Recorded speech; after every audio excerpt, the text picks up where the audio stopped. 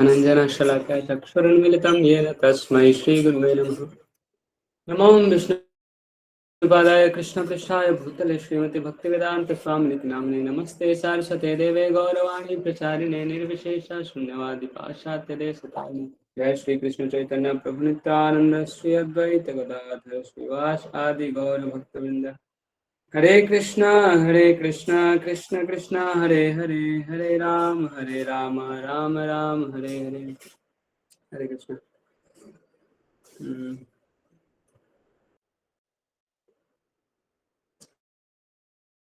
विभु दत्ता है क्या इधर? विभु आज आप अटेंडेंस लेना, उसके थ्रू कहीं तो गए हैं, बॉयज का अटेंडेंस। तो हम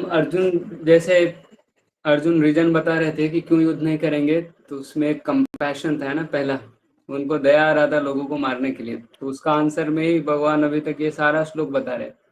बोले दया किसके लिए कर रहे, लोग तो आत्मा है, शरीर नहीं है, और आत्मा तो कभी मरता नहीं है। तो हमने आत्मा का बहुत सारा डिस्क्रिप्शन देखा अभी तक, तो आज वाला थोड़ा और ही खतरनाक है। अभी तो भगवान पहले आत्मा के बारे में बताए थे कि कैसे आत्मा तो जन्म नहीं लेता, मरता नहीं, बहुत कुछ बताया। फिर भी बोले अर्जुन को, देखो अगर ये नहीं भी मानते हो कि आत्मा होता है, तब भी तुमको कुछ टेंशन लेने का बात नहीं है। सब कुछ करके कन्विंस कर रहे थे। फिर से अभी बताए आत्मा का अमेजिंग होने का प्रॉपर्टी, आत्मा बहुत आश्चर्यजनक चीज है। ठीक है, हम ये आज श्लोक पढ़ेंगे। ये कौन मेरे बाद रिपीट करना चाहते हैं? प्रमोद प्रभु। आश्चर्यवत् पश्यति कश्चिदेनम्, आश्चर्यवत् पश्यति कश्चिदेनम्, आश्चर्यवद् वदति तथैव चान्यः, आश्चर्यवद् वदति तथैव चान्यः, आश्चर्यवच्चैनमन्यः शृणोति, आश्चर्यवच्चैनमन्यः शृणोति, श्रुत्वाप्येनं वेद न चैव कश्चित्, श्रुत्वापि एनं वेद न चैव कश्चित्। तो ये श्लोक भी याद कर सकते हैं। ठीक है, तो ये श्लोक देखो, तीनों लाइन में आश्चर्य आश्चर्य आश्चर्य से ही शुरू हो रहा है। तो ये आत्मा कैसा आश्चर्य करने वाला चीज है उसके बारे में बोल रहे हैं। तो पहले आश्चर्यवत् पश्यति कश्चिदेनम, कोई तो इसको आश्चर्य से देखता है। फिर आश्चर्यवत् वदति तथैव च अन्यः, फिर कोई तो दूसरे लोग आश्चर्यवत् है, आश्चर्य जैसा इसके बारे में बोलते हैं। फिर आश्चर्यवच्च एनम अन्य श्रुणोति, कुछ लोग सुनते हैं इसके बारे में कि आत्मा तो एकदम वंडरफुल है। फिर श्रुत्वापि एनम वेद न चैव कश्चित्, लेकिन सुन के भी, जान के भी, देख के भी कोई समझ नहीं पाता ये आत्मा है क्या चीज। तो some look on the soul as amazing, देखते हैं तो सोचते अरे सोल इज अमेजिंग, आश्चर्यजनक चीज है आत्मा। Some describe him as amazing, कुछ बोलते हैं कि आत्मा तो अमेजिंग है। And some hear of him as amazing, while others even after hearing about him cannot understand him at all।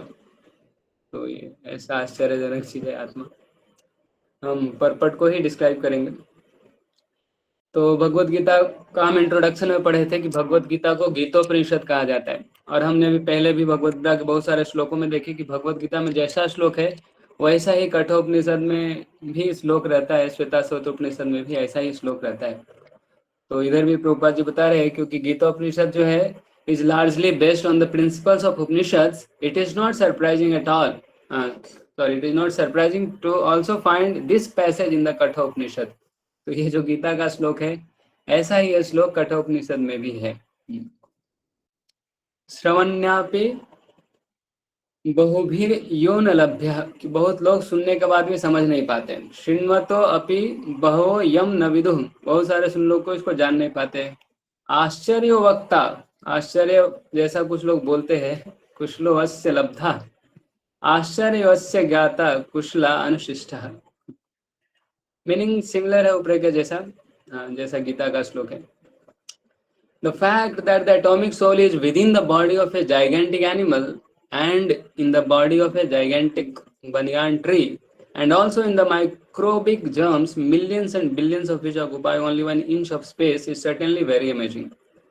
तो देखो यहाँ पे ये बता रहे हैं कि एक बड़ा सा जानवर, उसके अंदर भी वही आत्मा है, एक बड़ा सा विशाल पेड़ वृक्ष, उसके अंदर भी वही आत्मा है, और छोटे छोटे जीवाणु कीटाणु विषाणु, उसके अंदर भी वही आत्मा है।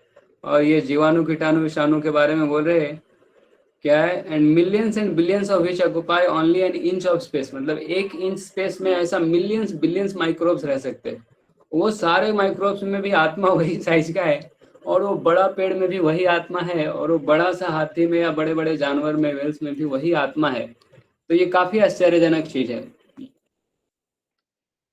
फिर the man with a poor fund of knowledge, लेकिन एक व्यक्ति जिसके पास बुद्धि कम होता है, and men who are not austere, और जो लोग तपस्या नहीं करते हैं, they cannot understand the wonders of the individual atomic spark of spirit, even though it is explained by the greatest authority of knowledge, who imparted lessons even to Brahma, the first living being in the universe. तो ज्ञान में सबसे बड़े authority स्वयं भगवान है, भगवान से बड़ा ज्ञानवान कोई नहीं है। तो वो भगवान भी अगर समझाएंगे तो ये दो तरह के लोग नहीं समझेंगे, या फिर जिनके अंदर ये दो तरह का क्वालिटी है, जो जिनके पास नॉलेज नहीं है और जो तपस्या से भागते रहते हैं। Men with a poor fund of knowledge and men who are not austere, they cannot understand the wonders of individual atomic spark. ये आत्मा का आश्चर्यजनक बात को नहीं समझ पाएगा। इवन भगवान भी आके एक्सप्लेन कर रहे हैं, जैसे अभी भगवान ही अभी तक सब आत्मा के बारे में बता रहे थे, ये भी भगवान बता रहे कि कुछ लोग बोलते हैं कि आत्मा अमेजिंग है, कुछ लोग सुनते हैं कि अमेजिंग है, कुछ लोग देखते हैं कि अमेजिंग है, लेकिन सब कुछ सुन के भी कुछ लोग हैं जो जान नहीं पाते। वो जो कुछ लोग हैं जो नहीं जान पाते, वो ये लोग हैं जो हाईलाइट किया है कि men with a poor fund of knowledge and men who are not austere, they cannot understand. तो ये आत्मा वंडरफुल है, आत्मा का वंडर्स को वो लोग नहीं समझ सकते जिनके पास बुद्धि कम है, ज्ञान कम है, और जो तपस्या नहीं करते हैं। तपस्या करना मनुष्य जन्म में बहुत इंपॉर्टेंट है। भगवान इस शब्द बताते हैं, तपो दिव्यम पुत्र का ये न सत्यम शुद्धेद यस्मात् ब्रह्म सौख्यम तु अनंतम, कि बेटा दिव्य तपस्या करो जिससे तुमको स्पिरिचुअल हैप्पीनेस मिलेगा जो कभी खत्म नहीं होगा। मटेरियल हैप्पीनेस कभी टिकता नहीं है, सुख दुख आते रहता है, आता है और आके चला जाता है, लेकिन जो स्पिरिचुअल हैप्पीनेस है वो कभी जाता नहीं, ठीक है। उसके लिए तुम तपस्या करो। ऐसा ऋषभ देव अपने बेटों को बताते हैं। ऋषभ देव के ना 100 बेटे थे, 100 सन्स। तो वो घर छोड़ के जा रहे थे। पहले सिस्टम रहता था सब लोग को घर छोड़ के जाना अवश्य रहता था, अवश्यम भावी कंपलसरी रहता था। तो घर का सारा जिम्मेदारी निभा के जाते थे, बेटा सबको जॉब में लगा के, बेटी सबको शादी करके, तो ऐसे घर छोड़ के जाते थे। तो बेटा सबको ज्ञान दे के भी जा रहे थे ऋषभ देव। तो जाने से पहले ये बताए कि जितने लोगों के पास भी शरीर है, सबके पास शरीर है, आत्मा को देही बोलते हैं, जो भी जितने भी लिविंग एंटिटी उनके पास देह है। तो जितने लोग के पास भी शरीर है, उसमें से जिसको मनुष्य का शरीर मिला है उसको जानवर जैसा मेहनत नहीं करना चाहिए। जो जानवर जो गू खाता है, 2 लीटर्स, नायम देहो देह भाजाम निर्लोके कष्टान कामान अर्हते विडभुजाम। ये विडभुजाम मतलब वो हो गया मल खाने वाला, ईटिंग स्टूल। वो कौन मल खाता है? कुत्ता खाता है, सुअर खाता है। तो ऐसा उसके जैसा जीवन नहीं जीना चाहिए कि दिन भर मेहनत कर रहे, किसके लिए कर रहे? खाने के लिए मिलेगा, सोने के लिए मिलेगा, और यही सब के लिए। तो वो नहीं करके क्या करना चाहिए? आराम करना चाहिए? नहीं नहीं, मेहनत करना चाहिए, और ज्यादा मेहनत करना चाहिए। तपो दिव्यम पुत्र का, बोले बेटा दिव्य तपस्या करो, उससे स्पिरिचुअल हैप्पीनेस मिलेगा जो कभी खत्म नहीं होगा। उसके लिए मनुष्य का शरीर मिला है। Owing to a gross material conception of things, most men in this age cannot imagine how such a small particle can become both so great and so small. कि आत्मा ही उतना बड़ा से बड़ा शरीर को चला रहा है, ऐसे छोटे जीवाणु कीटाणु विषाणु को भी चला रहा है। ये नहीं समझ पाते हैं बहुत सारे लोग। क्यों नहीं समझ पाते हैं? क्योंकि ग्रॉस मटेरियल कंसेप्शन है लोगों का। वो आत्मा के बारे में जानते नहीं है, खाली शरीर के बारे में सोचते, इसलिए सोचते सब अलग अलग आत्मा चला रहा है। आत्मा है ही नहीं, वो अलग है, वो अलग है। एक ही आत्मा अगर सबको चला रहा है बोला जाए तो उनको लगता है ऐसे कैसे संभव है। So men look at the soul proper as wonderful इधर बाय कॉन्स्टिट्यूशन और बाय डिस्क्रिप्शन। तो या तो भाई है ही आत्मा, क्योंकि आत्मा के बारे में देखने भी आते, जानने भी नहीं पाते, तो सोचते हैं कुछ तो वंडरफुल चीज है, और इसका जब डिस्क्रिप्शन हम भगवान से सुनते हैं तो मस्त चीज है। So, illusioned by the material energy, people are so engrossed in the subject matter for sense gratification that they have very little time to understand the questions of self-understanding, even though it is a fact that without this self-understanding, all activities result in ultimate defeat in the struggle for existence. तो देखो ये बहुत important point है कि लोगों के पास समय नहीं है ये बात को टाइम देने के लिए, गीता पढ़ने के लिए या फिर समझने के लिए, आत्म तत्व को समझने के लिए उनके पास समय नहीं है, क्योंकि people are so engrossed in subject matter for sense gratification. वो इंद्रिय तृप्ति में इतना डूब गए हैं कि कहाँ से हमको अच्छा देखने को मिलेगा, अच्छा सुनने को मिलेगा, अच्छा खाने को मिलेगा, और यही सब में चले गए कि अपने इंद्रियों को कैसे भोग देना है, उसी में इतना व्यस्त हो जाते हैं। इधर मजा आएगा क्या? मजा नहीं आ रहा, मैं जा रहा हूँ जैसे कि, तो मजा आएगा क्या होते हैं? तो उनके पास समय नहीं रहता है कि सेल्फ अंडरस्टैंडिंग का सवाल को समझ सके। और जब हम, हाँ, तो जब हम ये नहीं समझते हैं तो हमारा पूरा जीवन ही पूरा बेकार है, ये बताते हैं। ये भी ऋषभ देव आगे बताते हैं 5th कैंटो का 5th चैप्टर में, पराभवस्तावदबोध जातो यावन्न जिज्ञासते आत्मतत्त्वम् तावत् क्रियास्तावदिनं मनो वै कर्मात्मकं येन शरीरबन्धः। तो पराभवस मतलब डिफीट है, डिफीट।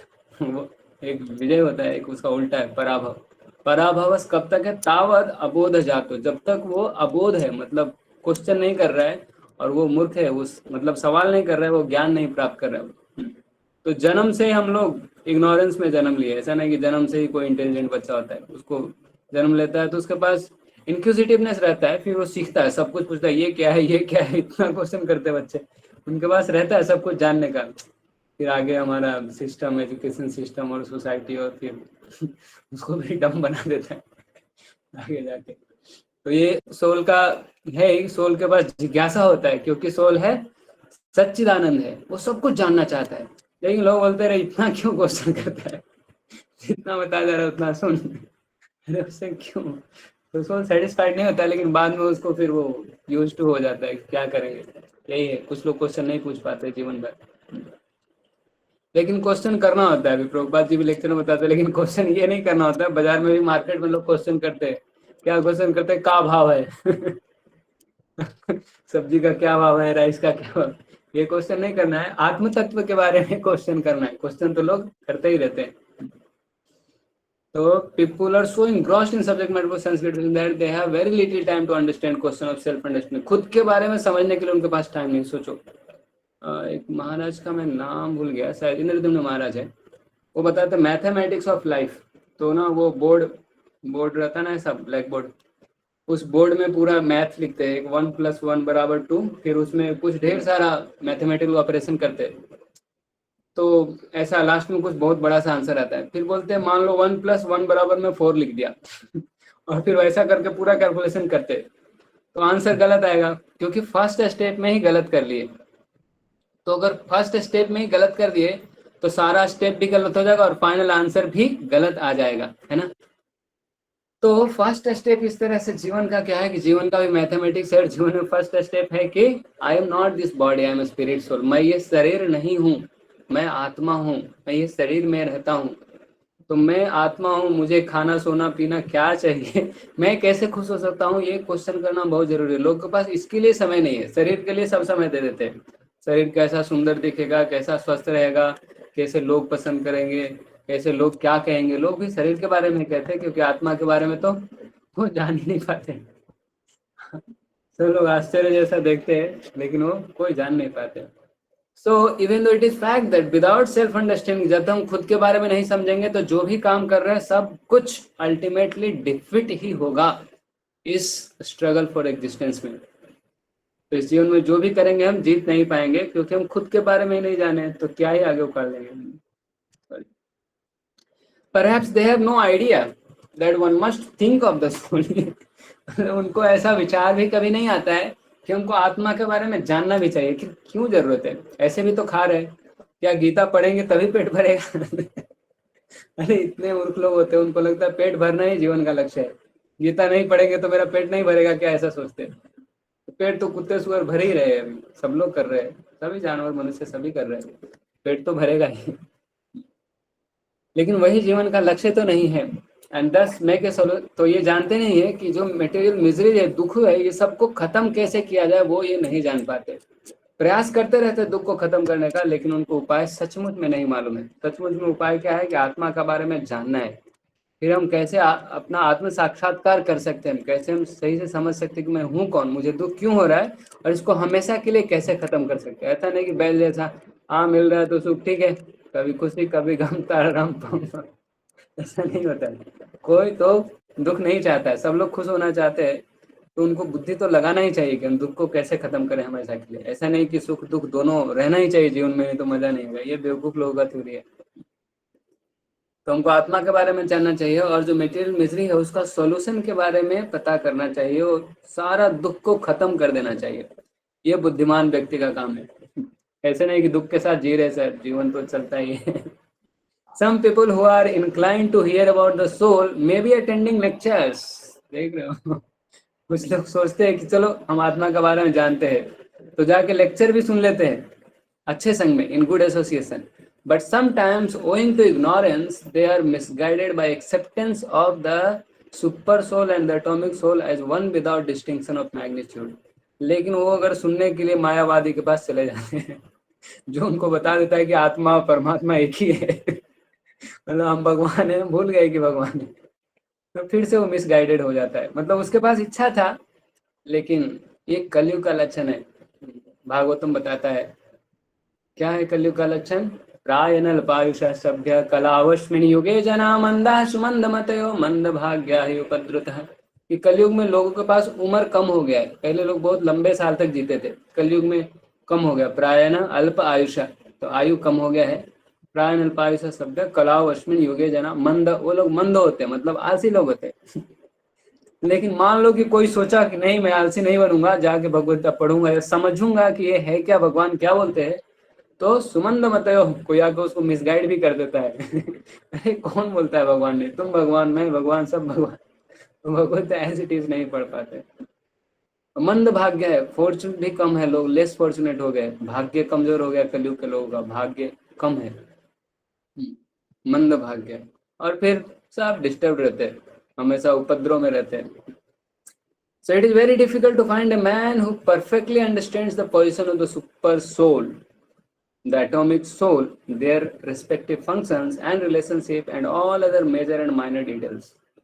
तो ये बहुत डिफिकल्ट है एक ऐसे व्यक्ति को प्राप्त करना जो परफेक्टली समझता है परमात्मा का स्थिति, आत्मा का स्थिति, उनका रिस्पेक्टिव फंक्शन, आत्मा और परमात्मा का क्या फंक्शन है और वो दोनों के बीच में क्या संबंध है, and all other major and minor details. तो आत्मा और परमात्मा दोनों अलग अलग है, पहले तो ये समझना चाहिए। फिर दोनों का काम क्या है, जैसे उपनिषद में बताया दो पक्षी की तरह होता है, एक ईटिंग बर्ड है, एक विटनेसिंग बर्ड है, एक साक्षी है। परमात्मा इधर रहते हैं हमारे हृदय में, साक्षी जैसे रहते हैं, और हमें जो सुख दुख भोगते रहते हैं और हम उसी से परेशान रहते हैं, भगवान की तरफ नहीं मुड़ते हैं। भगवान की तरफ मुड़ेंगे तो हमारे सारे पाप भी खत्म हो जाएंगे और दुख भी खत्म हो जाएंगे। हम भगवान को बताते हैं जाके हमारा दुख कितना बड़ा है, तो बोलते हैं सब दुख को बताना चाहिए, अरे हमारा भगवान बहुत महान है, तुम हमको परेशान नहीं कर सकता। तो जाके उल्टा भगवान को ही बताते भगवान बहुत दुख है। ठीक है, हम अपना लेवल में इतना भी कर सकते हैं क्योंकि भगवान ही हमारे सब कुछ है। हमको जो मांगना है वो भी भगवान से मांगे, जो दुख है तो भगवान को जाके बताए, तो ये भी अच्छा है। भगवान इसको भी पढ़ाई करते हैं, सुकृति नो बोलते हैं, ये सुकृति लोग हैं जो मेरे पास आते हैं, दुख से आए या कुछ मांगने के लिए आए, किसी भी तरह से अगर भगवान के पास जो जाता है वो बुद्धिमान आदमी है, भगवान उसको रिकॉग्नाइज करते हैं, ये अच्छा व्यक्ति है। चाहे वो किसी भी वजह से भगवान के पास जाए। भागवत में बताते हैं अकाम सर्व काम व मोक्ष काम उदारती ब्रेण भक्ति योगी न यजेत पुरुषम परम। जो बुद्धिमान व्यक्ति है उसको मान लो ढेर सारा डिजायर है, दुनिया का ये चाहिए वो चाहिए सब चाहिए। या फिर कोई ऐसा व्यक्ति है, दूसरा व्यक्ति जिसको दुनिया का कोई भी चीज नहीं चाहिए, या कोई ऐसा व्यक्ति है जिसको मोक्ष चाहिए। तो ऐसे सभी लोगों को अगर उसके पास बुद्धि है तो भगवान का शरण में जाना चाहिए। और कैसे, तीव्रेण भक्ति होगा, एकदम तीव्र भक्ति होगा से, इंटेंस भक्ति करके, ऐसा ढीला ढाला भक्ति नहीं, कभी माला हुआ कभी नहीं हुआ, ऐसा नहीं होगा, ऐसा नहीं चलेगा। एकदम नियम बना के फिक्स करके रोज जप करना चाहिए, भक्ति के लिए रोज क्लास अटेंड करना चाहिए, क्योंकि ये सब जो है हम, ये सब इसलिए है कि ये सब हमको भगवान को रिमाइंड करेगा, हम भगवान का स्मरण कर पाएंगे ये सब देख के, ये सब भगवान का वाणी है। And still it is more difficult to find a man who has actually derived full benefit from knowledge of the soul and who is able to describe the position of the soul in different aspects. तो पहले तो ऐसे लोग को मिलना मुश्किल है जो आत्मा परमात्मा को समझते हैं, दोनों को अलग होकर समझते हैं, दोनों के बीच का संबंध को भी समझते हैं। फिर उसके बाद भी उससे भी ज़्यादा डिफिकल्ट है, ये सबका वो फुल फायदा भी उठाता है कि उसको ज्ञान मिल गया आत्मा परमात्मा का, तो उसको प्रैक्टिकली भी कुछ करता है। And he is able to describe the position of soul and in different aspects. तो जीव का क्या धर्म है वो भी उसको जानना चाहिए। तो हो गया कि जीवेर स्वरूप है कृष्ण नित्यदास, जीव कृष्णदास यही विश्वास कर ले तो आर दुख न है। If you are firmly convinced that living entity is servant of Krishna, then there is no misery. तो हम खाली समझने से नहीं हुआ कि हम आत्मा है, तो आत्मा का काम भी तो करना चाहिए। मैं बोलूंगा मैं स्टूडेंट हूँ और पढ़ाई नहीं करूंगा तो काय का स्टूडेंट हो गया।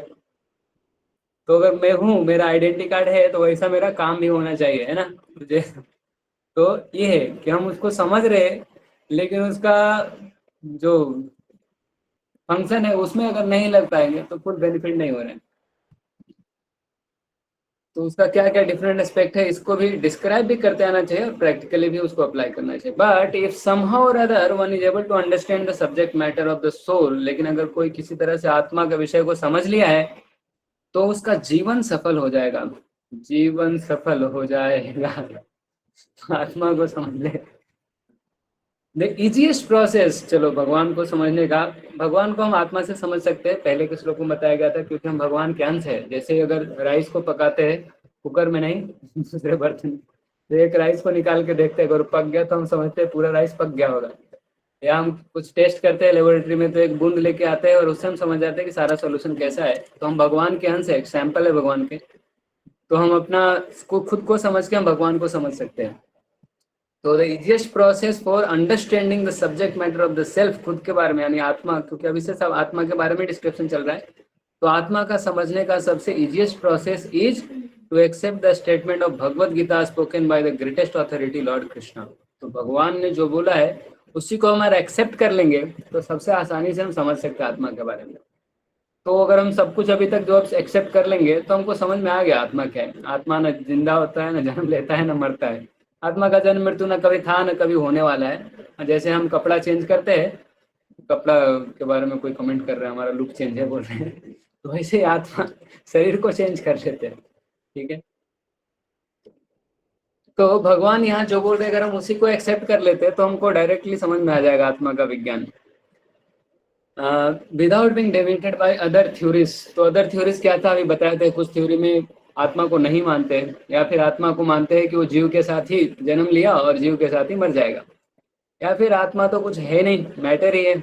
मैटर जब थोड़ा एडवांस होता है तो वो आत्मा जैसा काम करने लगता है, जैसे सुपर कंप्यूटर हो, जैसे एआई हो, जैसे कोई रोबोट हो, तो उसमें कॉन्शियसनेस डाल देते हैं।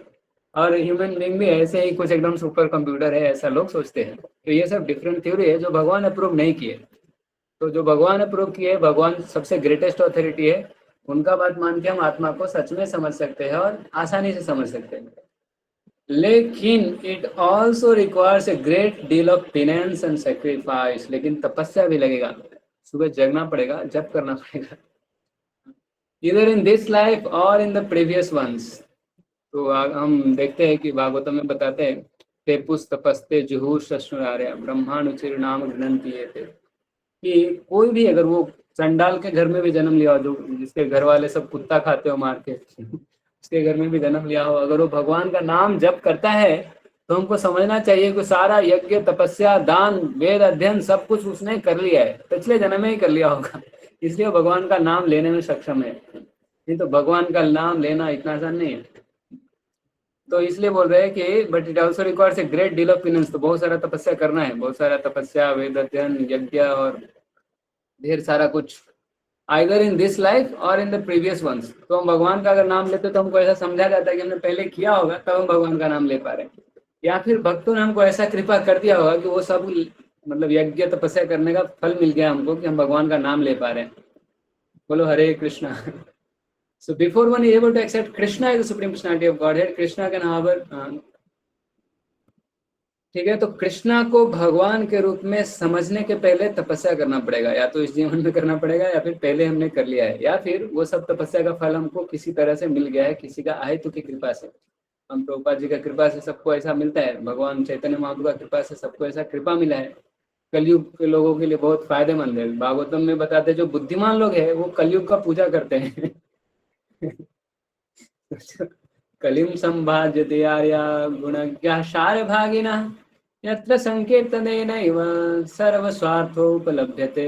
ये जो बुद्धिमान लोग कलयुग का पूजा करते हैं, क्योंकि इस कलयुग में केवल भगवान का नाम का कीर्तन करने से ही सब कुछ लाभ हो जाएगा। कलयुग इतना अच्छा है। तो कलयुग के जो अवतारी है भगवान श्री चैतन्य महाप्रभु आए, तो चैतन्य महाप्रभु का पूजा कैसे करते हैं ना, भगवान नाम जप करके। सीसी में हमने पहले आपको बताया था, अवतरी चैतन्य कैल धर्म प्रसारण कली काले धर्म कृष्ण नाम संकीर्तन संकीर्तन जगे तारे करे आराधन सेता सुमेधार कलिहत जन। तो वही व्यक्ति बुद्धिमान है, वही सुमेधा है, मोस्ट इंटेलिजेंट है, वो भगवान को कीर्तन के नाम कीर्तन से नाम जप से भगवान का जो पूजा करता है। और भागवतम में भी सिमिलर है। So Krishna can however be known as such by the causeless mercy of the pure devotee and by no other। तो दो तरीका इधर, एक तो बहुत तपस्या किया है इस जन्म में या फिर पिछले जन्म में, या फिर दूसरा है इधर कि कृष्णा को हम ऐसे भी जान सकते हैं, कैसे? By the causeless mercy of pure devotee, शुद्ध भक्तों की कृपा से, and by no other way, और कोई तरीका नहीं। तो या तो भगवान का भक्तों का कृपा मिला हो हमको, या फिर हमने पिछले जन्म में बहुत पुण्य दान तपस्या यज्ञ आदि किए हो, या इस जन्म में तो भाई कर ही नहीं सकते, कि कलयुग में ये सब करना बहुत मुश्किल है, और पहले किए कि नहीं किए वो पता नहीं। तो इसलिए हमको हमेशा प्रार्थना करना चाहिए कि भक्तों का कृपा मिले। तो हमको प्रभुपाद जी से, महाप्रभु से, गुरुजनों से प्रार्थना करना चाहिए कि आप हमको यह हेतु की कृपा दीजिए कि मैं पूरा नालायक हूँ, मुझसे कुछ नहीं हो रहा है, मुझसे नहीं हो रहा है, भगवान प्लीज हेल्प कीजिए, भक्त मुझे हेल्प कीजिए।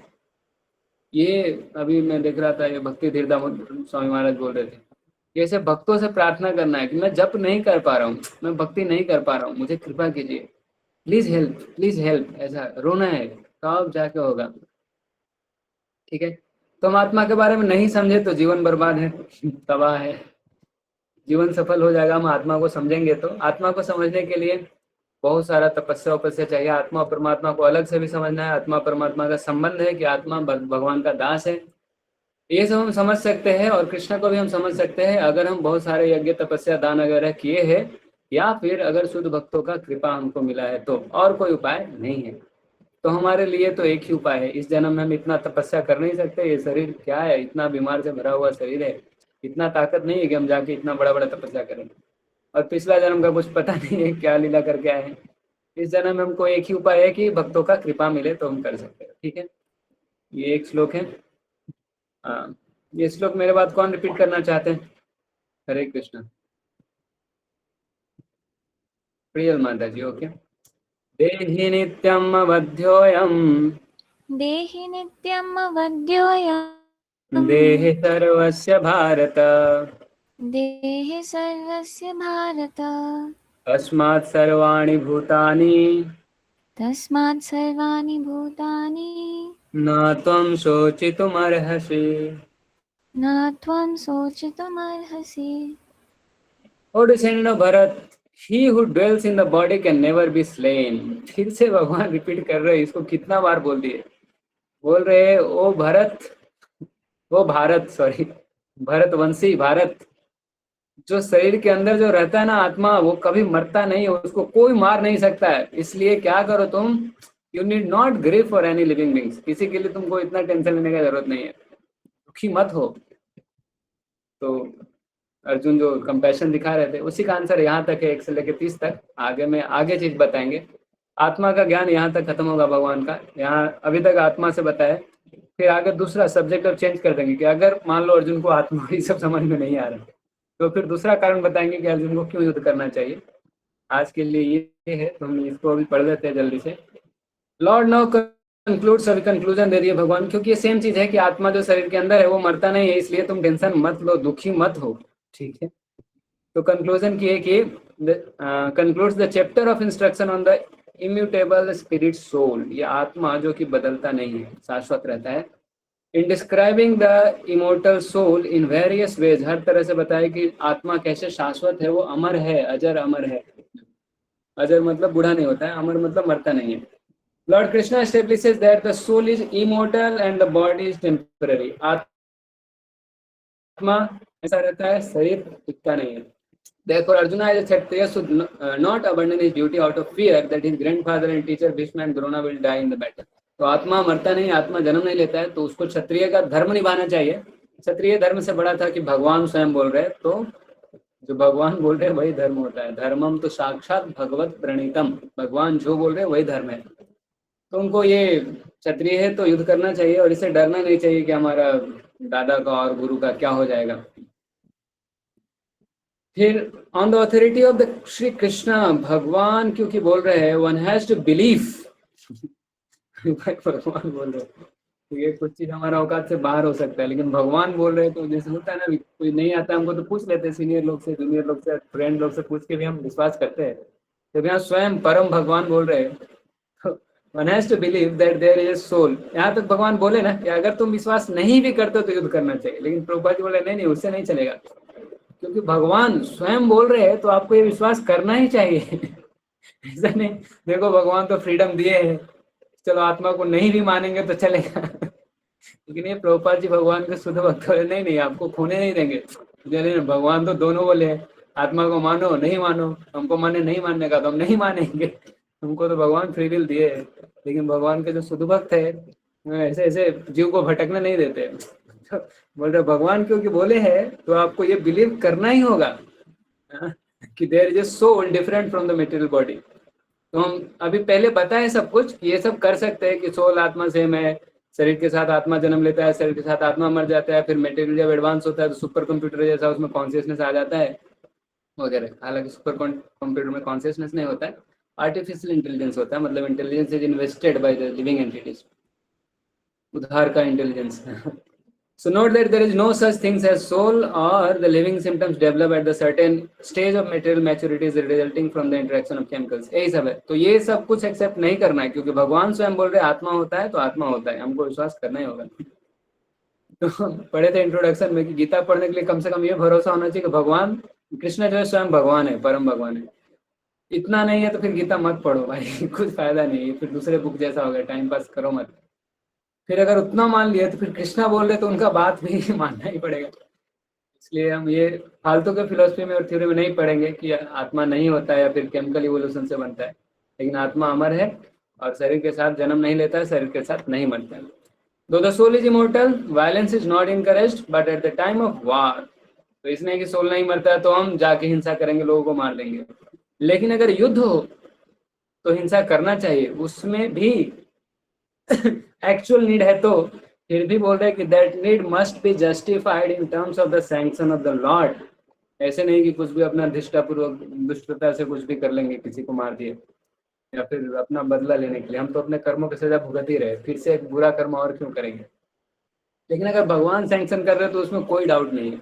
बाकी में डाउट रह सकता है तो हम जाकर सॉल्व कर सकते हैं किसी से पूछ के, कोर्ट से, स्टेट लॉ से या फिर गुरुजनों से. लेकिन जब भगवान स्वयं बोल रहे हैं तो कुछ डाउट नहीं होना चाहिए. ब्रह्म ज्योति. ठीक है, थैंक यू सो मच. आप लोग अभी क्या करेंगे, क्विज सब लोग बना लेंगे. क्विज देखो, अब जैसे इधर ना अभी ना 14 लोग तो है, मान लो 13 लोग तो होंगे ही अगर मुझे और ये टैबलेट को छोड़ दोगे तो.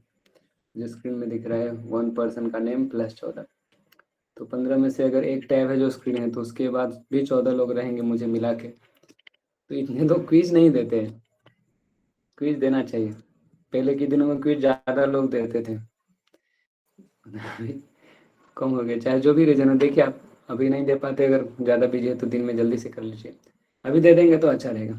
ठीक है, थैंक यू सो मच. हरे कृष्णा कृष्ण कृष्ण हरे हरे, हरे राम राम राम हरे हरे. वांछा कल्पतरुभ्यश्च कृपा सिन्धुभ्येव च पतितानां पावनेभ्यो वैष्णवेभ्यो नमः. जय जगत गुरु श्री प्रभुपाद की जय. ग्रंथ राज श्रीमद् भगवद गीता की जय.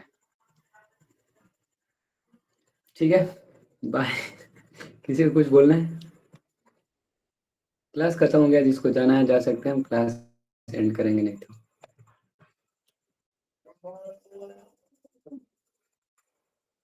ओके, हरे कृष्ण।